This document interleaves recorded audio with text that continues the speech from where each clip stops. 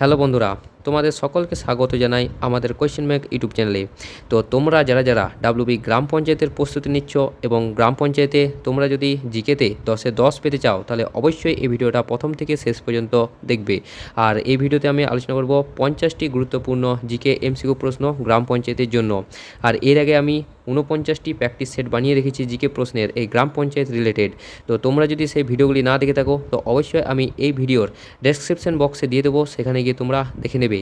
আর এই ভিডিওর যদি তোমরা পিডিএফটা নিতে চাও, তো অবশ্যই টেলিগ্রামে যুক্ত হয়ে এই পিডিএফটা নিতে পারো। আর ভিডিও শেষে অবশ্যই তোমরা জানাবে যে 50টি প্রশ্নের মধ্যে কতগুলি প্রশ্নের উত্তর দিতে পারলে। তো চলো শুরু করি। তো দেখো বন্ধুরা, আজকে আমাদের প্রথম প্রশ্ন রয়েছে 2011 সালের জনগণনা অনুসারে ভারতের কোন কেন্দ্রশাসিত অঞ্চলে মহিলা সাক্ষরতার হার হচ্ছে সর্বনিম্ন। তো দেখো 2011 সালে শেষ আমাদের জনগণনা হয়েছে।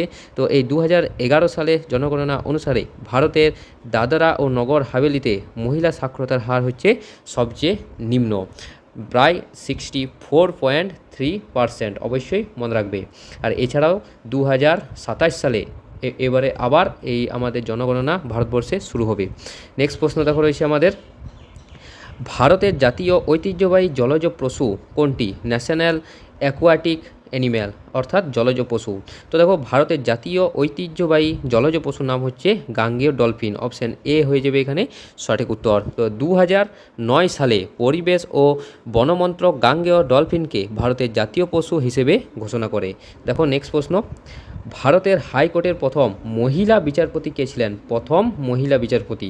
তো ভারতের হাইকোর্টের প্রথম মহিলা বিচারপতির নাম হচ্ছে লীলা শেঠ। অপশান বি হয়ে যাবে এখানে সঠিক উত্তর। তো লীলা শেঠ ছিলেন দিল্লি হাইকোর্টের প্রথম মহিলা বিচারপতি এবং পরবর্তীকালে হিমাচল প্রদেশ হাইকোর্টের প্রথম মহিলা প্রধান বিচারপতি হিসেবে তিনি নিযুক্ত হন। দেখো পরবর্তী, প্রথম ভারতীয় মহিলা হিসেবে কে বিশ্বখ্যাত বুকার পুরস্কারটি জয় করেন? তো আগে বলে রাখি, এই বুকার পুরস্কার মূলত দেওয়া হয় সাহিত্যে গুরুত্বপূর্ণ অবদানের জন্য। তো প্রথম ভারতীয় মহিলা হিসেবে এই বুকার পুরস্কার জয় করেন অরুন্ধতী রায়। অপশান এ হয়ে যাবে এখানে সঠিক উত্তর। তো 1997 সালে, সালটা অবশ্যই মনে রাখবে, 1997 সালে তার বিখ্যাত উপন্যাস দ্য গড অফ স্মল থিংসের জন্য তিনি এই আন্তর্জাতিক পুরস্কারটি লাভ করেন। পরবর্তী দেখো, স্বাধীন ভারতের প্রথম চিফ জাস্টিস কে ছিলেন? তো স্বাধীন ভারতের প্রথম চিফ জাস্টিসের নাম হচ্ছে Hiralal J Kania. Option A হয়ে যাবে এখানে সঠিক উত্তর। তো 1950 সালে ভারতের সুপ্রিম কোর্ট প্রতিষ্ঠার পর তিনি দেশের প্রথম প্রধান বিচারপতি হিসেবে দায়িত্ব নেন। পরবর্তী প্রশ্ন, ভারতের প্রথম সাধারণ ভোট বা লোকসভার নির্বাচন কত সালে অনুষ্ঠিত হয়? তো ভারতের প্রথম সাধারণ নির্বাচন বা লোকসভার ভোট নির্বাচিত হয় 1952 সালে। অপশান সি হয়ে যাবে এখানে সঠিক উত্তর। তো 1951 সালে অক্টোবর থেকে 1952 সালের ফেব্রুয়ারি মাস পর্যন্ত ভারতের প্রথম সাধারণ নির্বাচন অনুষ্ঠিত হয়েছিল।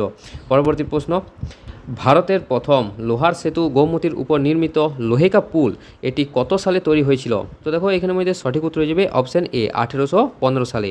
তো 1815 সালে ইংল্যান্ডে এই সেতুর উপাদান তৈরি করা শুরু হয়েছিল, যা ভারতের প্রথম লোহার সেতু হিসেবে পরবর্তীকালে এই 1815 সালে এটি ভারতে গোমতী নদীর উপর নির্মিত হয়। নেক্সট প্রশ্ন রয়েছে, ভারতের বৃহত্তম নদীদ্বীপ মাজুলি কোন রাজ্যে অবস্থিত? অবশ্যই মনে রাখবে, ভারতের বৃহত্তম নদীদ্বীপের নাম হচ্ছে মাজুলি দ্বীপ। এটি মূলত অবস্থিত অসম রাজ্যে। অপশান বি হয়ে যাবে এখানে সঠিক উত্তর। তো মাজুলি হলো আসামের ব্রহ্মপুত্র নদীর বুকে অবস্থিত বিশ্বের বৃহত্তম নদীদ্বীপ। দেখো পরবর্তী রয়েছে আমাদের প্রশ্ন, ভারতের উচ্চতম বিমানবন্দর লে বিমানবন্দর কোন কেন্দ্রশাসিত অঞ্চলে অবস্থিত? অবশ্যই মনে রাখবে। তো দেখো ভারতের উচ্চতম বিমানবন্দরের নাম হচ্ছে লে বিমানবন্দর। এটি মূলত অবস্থিত লাদাখে। তো লাদাখের রাজধানীর নাম হচ্ছে লে এবং সেখানে অবস্থিত হচ্ছে ভারতের উচ্চতম বিমানবন্দর। পরবর্তী প্রশ্ন, ভারতের সর্বনিম্ন শিক্ষিত কেন্দ্রশাসিত অঞ্চল কোনটি 2011 সালের জনগণনা অনুসারে? তো ভারতের সর্বনিম্ন শিক্ষিত কেন্দ্রশাসিত অঞ্চল হচ্ছে এখানে দাদরা ও নগর হাভেলি এবং দমন ও দিউ। অপশান এ হয়ে যাবে এখানে সঠিক উত্তর। আর 2011 সালের আদমশুমারি অনুসারে এই দাদরা ও নগর হাভেলির সামগ্রিক সাক্ষরতার হার কেন্দ্রশাসিত অঞ্চলগুলির মধ্যে সবচেয়ে নিম্নতম। এবং ভারতের সর্বোচ্চ শিক্ষিত কেন্দ্রশাসিত অঞ্চল কোনটি তা অবশ্যই তোমরা কমেন্ট বক্সে কমেন্ট করে তা জানিয়ে দেবে। পরবর্তী প্রশ্ন, ভারতের বেশি বয়সের রাষ্ট্রপতি কে ছিলেন যিনি প্রবীণতম হিসেবে দায়িত্ব পালন করেন, অর্থাৎ সবথেকে বেশি বয়স্ক রাষ্ট্রপতি কে ছিলেন? তো 11 দেখো এখানে সঠিক উত্তর হয়ে যাবে কে আর নারায়ণন।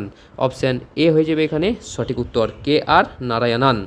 নেক্সট প্রশ্ন দেখো রয়েছে, বাইসাইকেল শিল্প ভারতের প্রথম কত সালে এবং কোথায় গড়ে ওঠে?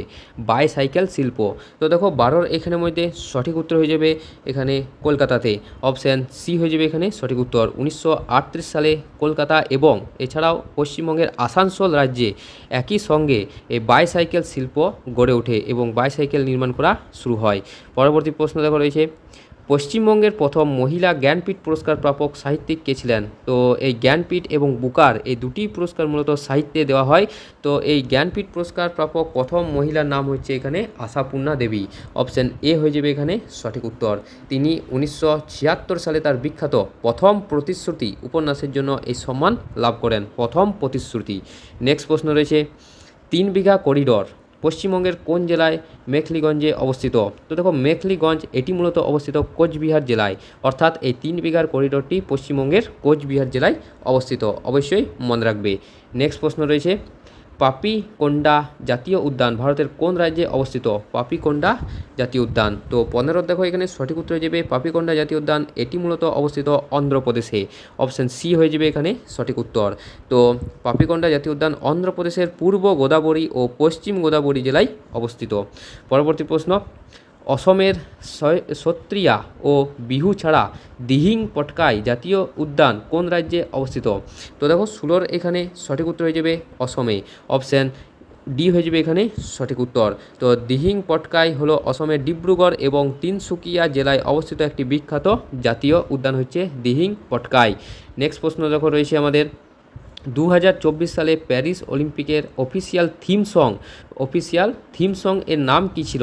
তো দেখো অফিসিয়াল থিম সং এই 2024 সালে প্যারিস অলিম্পিকে নাম ছিল এখানে প্যারাডে। অপশান এ হয়ে যাবে এখানে সঠিক উত্তর।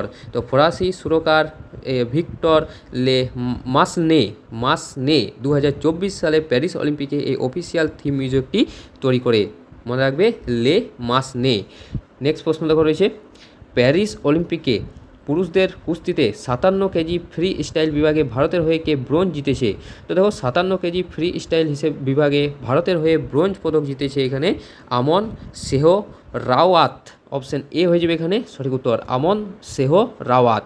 অপশান এ হবে এখানে সঠিক উত্তর। নেক্সট প্রশ্ন দেখো রয়েছে, উজবেকিস্তানের রাজধানী কোনটি? তাসকন্দ, ইসলামাবাদ, ক্যানবেরা নাকি হ্যানয়? তো দেখো উজবেকিস্তানের রাজধানীর নাম হচ্ছে তাসকন্দ। অপশান এ হয়ে যাবে এখানে সঠিক উত্তর। এছাড়াও ইসলামাবাদ হচ্ছে পাকিস্তান দেশের রাজধানী, ক্যানবেরা হচ্ছে অস্ট্রেলিয়া দেশের রাজধানী এবং হ্যানয় কোন দেশের রাজধানী অবশ্যই তোমরা কমেন্ট বক্সে কমেন্ট করে জানাবে। নেক্সট প্রশ্ন রয়েছে, মাউন্ট এভারেস্ট আরোহণকারী এডমন্ড হিলারি ও তেনজিং নোরগে কত সালে এভারেস্ট জয় করেছিলেন? তো মাউন্ট এভারেস্ট আরোহণকারী এডমন্ড হিলারি ও তেনজিং নোরগে তারা এই মাউন্ট এভারেস্ট জয় করেছিলেন 1953 সালে। অপশান সি হয়ে যাবে এখানে সঠিক উত্তর। 1953 সালে 29শে মে এই দুই অভিযাত্রী মানব ইতিহাসের প্রথম মানুষ হিসেবে মাউন্ট এভারেস্টের চূড়ায় পা রাখেন। নেক্সট প্রশ্ন রয়েছে, আন্তর্জাতিক সংস্থা ইউএনডিপি এর সদর দপ্তর কোথায় অবস্থিত? তো দেখো আন্তর্জাতিক সংস্থা এই ইউএনডিপি এর ফুল ফর্ম হচ্ছে ইউনাইটেড নেশনস ডেভেলপমেন্ট প্রোগ্রাম। তো এর প্রধান কার্যালয় আমেরিকার নিউ ইয়র্ক শহরে অবস্থিত। অপশান সি হয়ে যাবে এখানে সঠিক উত্তর, আমেরিকার নিউ ইয়র্ক শহরে। দেখো পরবর্তী প্রশ্ন, সাঁচির বৌদ্ধ স্তূপ কত সালে ইউনেস্কো ওয়ার্ল্ড হেরিটেজ সাইটের তালিকায় অন্তর্ভুক্ত হয়? খুবই গুরুত্বপূর্ণ প্রশ্ন। তো দেখো সাঁচির বৌদ্ধ স্তূপ এটি মূলত ওয়ার্ল্ড হেরিটেজ সাইটের তকমা পায় 1989 সালে। অপশান ডি হয়ে যাবে এখানে সঠিক উত্তর। তো মধ্যপ্রদেশে অবস্থিত প্রাচীন সাঁচি স্তূপ 1989 সালে ইউনেস্কো বিশ্ব ঐতিহ্যবাহী স্থানের মর্যাদা পায়। পরবর্তী দেখো রয়েছে আমাদের, এক্স রে বা রঞ্জন রশ্মির আবিষ্কারক উইলিয়াম রন্টজেন হলে টেলিভিশনকে আবিষ্কার করেন? তো এক্স রে আবিষ্কারক হচ্ছে রন্টজেন এবং টেলিভিশনের আবিষ্কারকের নাম হচ্ছে জন লগি বেয়ার্ড। অপশান এ হয়ে যাবে এখানে সঠিক উত্তর। তো স্কটিশ প্রকৌশলী জন লগি বেয়ার্ড 1926 সালে বিশ্বের প্রথম যান্ত্রিক টেলিভিশন প্রদর্শন করেন। এছাড়াও Martin Cooper, Alexander Graham Bell এবং ইভানজেলিস্তা টরিসেলি, তো এরা মূলত কি আবিষ্কার করেছিল অবশ্যই তোমরা কমেন্ট বক্সে কমেন্ট করে তা জানিয়ে দেবে। নেক্সট প্রশ্ন রয়েছে, চিকিৎসা বিজ্ঞানের ইতিহাসের বিখ্যাত গুটি বসন্তের ভ্যাকসিন কে আবিষ্কার করেছিলেন? তো 24 দেখো এখানে সঠিক উত্তর হয়ে যাবে এডওয়ার্ড জেনার, অপশন বি হয়ে যাবে এখানে সঠিক উত্তর। 1796 সালে ইংরেজ চিকিৎসক এডওয়ার্ড জেনার বিশ্বের প্রথম সফল ভ্যাকসিন হিসেবে গুটি বসন্তের টিকা আবিষ্কার করেন। নেক্সট প্রশ্ন রয়েছে, মুঘল সম্রাট আকবর কাকে বীরবল উপাধি দিয়েছিলেন যার আসল নাম ছিল মহেশ দাস? খুবই গুরুত্বপূর্ণ প্রশ্ন। তো দেখো এখানে সঠিক উত্তর হয়ে যাবে বীরবল, অপশন সি হয়ে যাবে এখানে সঠিক উত্তর। তো বীরবল মূলত একটি উপাধি ছিল আর যা মুঘল সম্রাট আকবরের দেওয়া এবং যার আসল নাম ছিল মহেশ দাস। এই বীরবলের আসল নাম ছিল মহেশ দাস, অবশ্যই মনে রাখবে।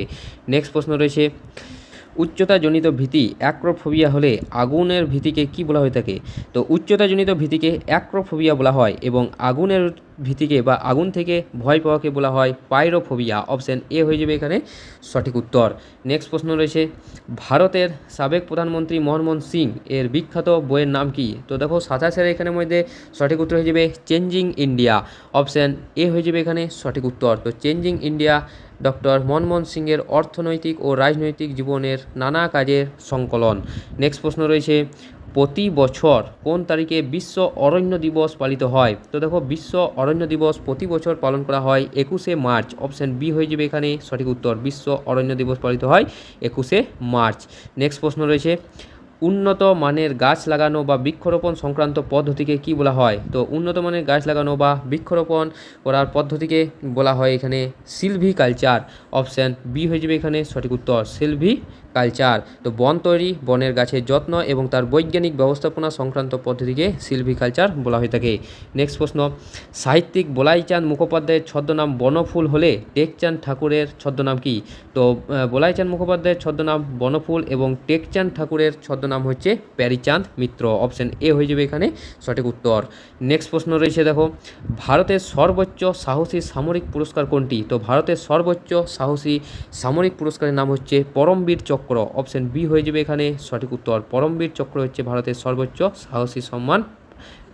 পরবর্তী প্রশ্ন, ছত্তিশগড় রাজ্যের পোলা উৎসব ছাড়াও নবখাই উৎসব কোন রাজ্যে পালিত হয়? তো ছত্তিশগড় রাজ্যের বিখ্যাত উৎসবের নাম হচ্ছে পোলা এবং নবখাই হচ্ছে এখানে সঠিক উত্তর হয়ে যাবে উড়িষ্যা রাজ্যের উৎসব, অপশন সি হয়ে যাবে এখানে সঠিক উত্তর।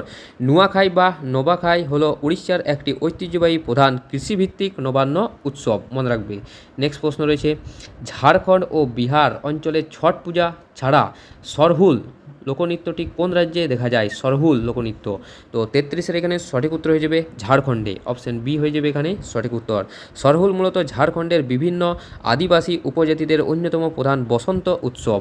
পরবর্তী প্রশ্ন, বাঁশিবাদক হরিপ্রসাদ চৌরসিয়া বা পান্নালাল ঘোষ ছাড়া এম রমণী কোন বাদ্যযন্ত্রের সাথে যুক্ত? তো দেখো এন রমণী তিনি মূলত যুক্ত বাঁশির সাথে, অপশন বি হয়ে যাবে এখানে সঠিক উত্তর।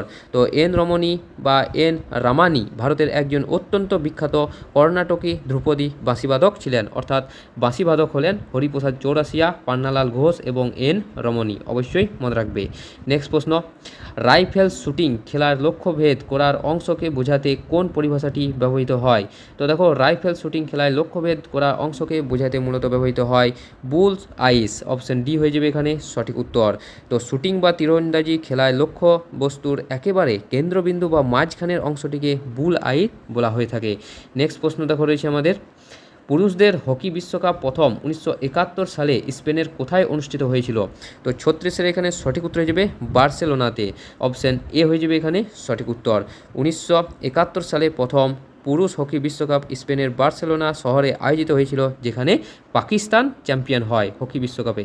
নেক্সট প্রশ্ন রয়েছে, বিখ্যাত শক্তিপীঠ ও তান্ত্রিক সাধনার কেন্দ্র তারাপীঠ মন্দির পশ্চিমবঙ্গের কোন জেলায় অবস্থিত? তো তারাপীঠ মন্দির মূলত পশ্চিমবঙ্গের বীরভূম জেলায় অবস্থিত, অপশান বি হয়ে যাবে এখানে সঠিক উত্তর। তো তারাপীঠ মন্দির পশ্চিমবঙ্গের বীরভূম জেলায় রামপুরহাট মহকুমায় দ্বারকা নদীর তীরে অবস্থিত একটি বিখ্যাত তীর্থক্ষেত্র। নেক্সট প্রশ্ন রয়েছে 2026-27 সালের বাজেটে ঘোষিত গ্রামীণ নারী নেতৃত্বাধীন উদ্যোগের জন্য বাজার পোর্টালটির নাম কি? তো দেখো গ্রামীণ নারী নেতৃত্বাধীন উদ্যোগের জন্য বাজার পোর্টালটির নাম হচ্ছে সি মার্ট। অপশান বি হয়ে যাবে এখানে সঠিক উত্তর। তো গ্রামীণ নারী উদ্যোক্তাদের উৎপাদিত পণ্য সরাসরি বাজারে বিক্রির জন্য 2026-27 অর্থবর্ষের কেন্দ্রীয় বাজেটে এই সি মার্ট উদ্যোগটি গ্রহণ করা হয়। নেক্সট প্রশ্ন রয়েছে শিখদের চতুর্থ গুরু কে ছিলেন যাকে আকবর অমৃতসরে স্বর্ণ মন্দির গড়ে তোলার জন্য জমিদান করেছিলেন? তো এক্ষেত্রে দুটি প্রশ্ন আসে যে শিখদের চতুর্থ গুরুর নাম কি এবং আকবর কাকে অমৃতসরে স্বর্ণ মন্দির গড়ে তোলার জন্য জমিদান করেছিলেন? তো এই দুই ক্ষেত্রে উত্তর হয়ে যাবে গুরু রামদাসকে। অপশন বি হয়ে যাবে এখানে সঠিক উত্তর। তো শিখদের চতুর্থ গুরু রামদাসকে মুঘল সম্রাট আকবর অমৃতসরে পবিত্র শহর ও জলাশয় নির্মাণের জন্য জমি প্রদান করেছিলেন। নেক্সট প্রশ্ন রয়েছে রবার্ট ক্লাইভ 1765 সালে বাংলায় কোন কুখ্যাত শাসন ব্যবস্থা প্রবর্তন করেছিলেন? তো দেখো রবার্ট ক্লাইভ 1765 সালে দ্বৈত শাসন ব্যবস্থার প্রবর্তন করেছিলেন। অপশান বি হয়ে যাবে এখানে সঠিক উত্তর। তো 1765 সালে এলাহাবাদ চুক্তির মাধ্যমে রবার্ট ক্লাইভ বাংলায় নবাবের হাতে প্রশাসনিক এবং কোম্পানির হাতে রাজস্ব আদায়ের ক্ষমতা রেখে দ্বৈত শাসন প্রবর্তন করেন। নেক্সট প্রশ্ন দেখো রয়েছে আমাদের 1774 সালে কলকাতার সুপ্রিম কোর্ট চালু হলে তার প্রথম প্রধান বিচারপতি কে নিযুক্ত হয়েছিলেন? অবশ্যই মনে রাখবে 1774 সালে কলকাতায় সুপ্রিম কোর্ট চালু হয়। তো এই 1774 সালে সুপ্রিম কোর্ট চালু হওয়ার সময় ভারতের প্রধান বিচারপতি হিসেবে নিযুক্ত হয় এলিজা ইম্পে। অপশন এ হয়ে যাবে এখানে সঠিক উত্তর। তো 1773 সালে রেগুলেটিং অ্যাক্ট অনুযায়ী 1774 সালে কলকাতা সুপ্রিম কোর্ট স্থাপিত হয় এবং স্যার এলিজা ইম্পে এর প্রথম এবং প্রধান বিচারপতি হন।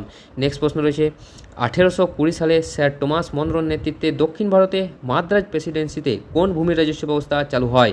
তো 1820 সালে টমাস মনরোর নেতৃত্বে দক্ষিণ ভারতে এখানে রায়তওয়ারি ব্যবস্থা চালু হয়। অপশন এ হয়ে যাবে এখানে সঠিক উত্তর।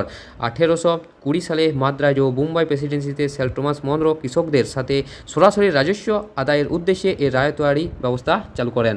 নেক্সট প্রশ্ন রয়েছে 1878 সালে দেশীয় ভাষায় সংবাদপত্র নিয়ন্ত্রণ আইন বা ভার্নাকুলার প্রেস অ্যাক্ট, অবশ্যই মনে রাখবে ভার্নাকুলার প্রেস অ্যাক্ট 1878 সালে। তো এটি কোন ভাইসরয় পাস করেছিলেন? তো দেখো এখানের মধ্যে সঠিক উত্তর হয়ে যাবে option A Lord Liton. Option A হয়ে যাবে এখানে সঠিক উত্তর। ভার্নাকুলার প্রেস অ্যাক্ট পাস করেন লর্ড লিটন 1878 সালে।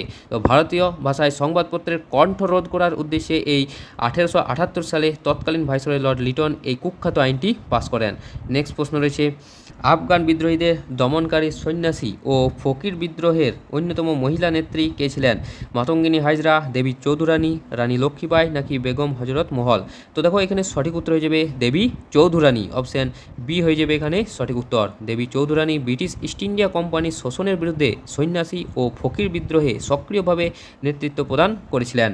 পরবর্তী প্রশ্ন দাল উল হারব কথাটির ঐতিহাসিক অর্থ কী? তো 45-এর দেখো এখানে সঠিক উত্তর হয়ে যাবে দাল উল হারব এর ঐতিহাসিক অর্থ হচ্ছে শত্রুর দেশ। অপশান এ হয়ে যাবে এখানে সঠিক উত্তর। তো ইসলামিক পরিভাষায় দার উল হারব বলতে ইসলামের শাসন বহির্ভূত অমুসলিম বা শত্রু দেশকে বোঝায়।